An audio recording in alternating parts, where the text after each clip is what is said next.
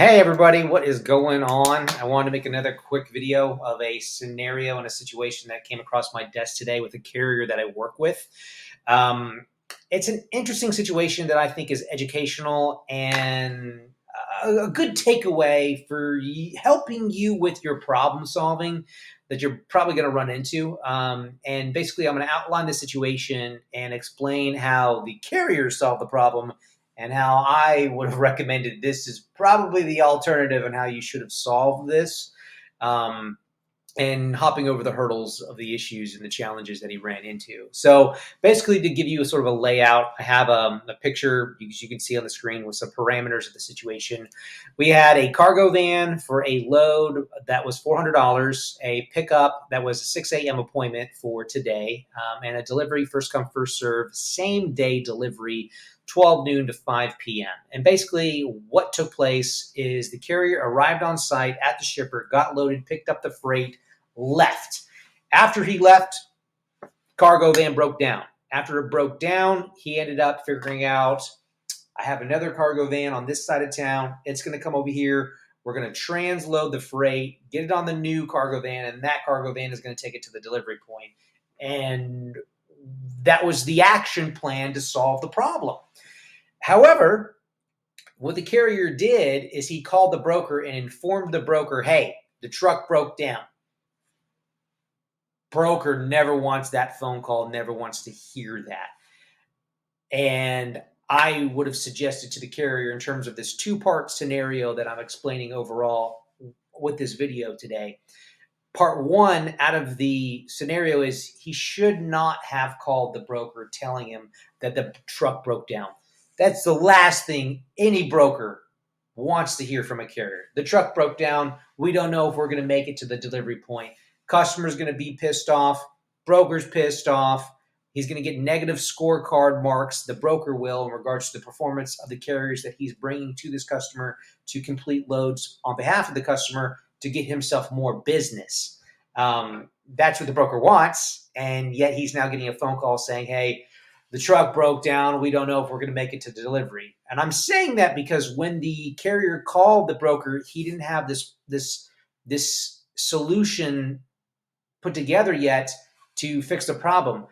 He should have just got the cargo van to come and transload, take the freight, take it to the delivery point, and never even have called the broker to let him know that the truck broke down. And to even propose the idea that the freight's not going to make it to the delivery time today. That would have been the first thing that I would have proposed, that don't call the broker. If you have a situation where you know you're solving the problem, you're still going to be able to make the delivery appointment time, why inform the broker and put them on pins and needles and freak them out that, damn it, there's an issue, there's a problem with this load. Shoot, now I have to explain to the customer. And when situations like that happen, when a carrier used to call me and inform me, hey, the truck broke down, well, at that point, I turn around and I don't inform the customer just yet. Some brokers do. I personally, I didn't. I dropped my pen. I'm looking down there. Anyway, part two of this situation, so the broker is already on pins and needles because he received a phone call about a broken truck that he shouldn't have received about, because the solution was in place to get the freight delivered regardless, with transloading to a different cargo van. The second part of the situation is the truck had to go over a bridge where there was a toll, and that was $100.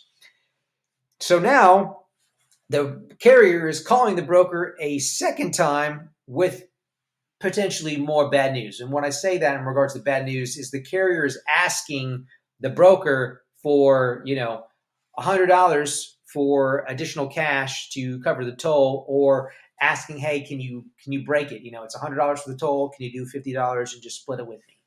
So that's sort of a double dip of irritating news that the broker does not want to hear. And it would be preferred that the carrier had not in the first place called the broker, putting him on pins and needles, freaking him out that the truck is broken and the freight's not going to deliver, and the customer is going to be pissed off and he's never going to get more loads from this customer.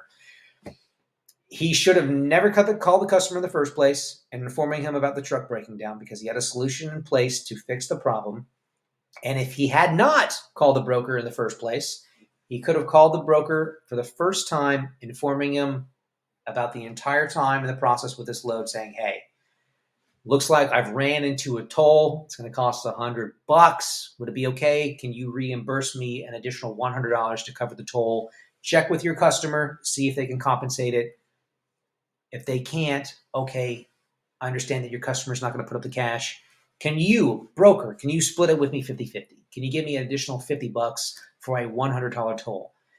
And then at that point, that would have been the only one phone call that the broker would have heard from the carrier, which he would have been more inclined to have said, yes, I can help you with this problem. But because he was informed about the situation with the broken truck prior, putting on pins and needles, he's irritated, freaked out, annoyed, frustrated. The second phone call, making that request in regards to the toll, much less likely to get a yes answer to help the carrier with additional cash with the situation that he ran into. So this is an interesting situation. I wanted to bring it to your attention. It's an interesting scenario. It's an interesting learning lesson and example. However, those are the steps that I would have taken to productively and professionally and ethically solve this problem. Would have made the one phone call in regards to the toll. I would have not made the second phone call, which was the first phone call in regards to the truck breaking down.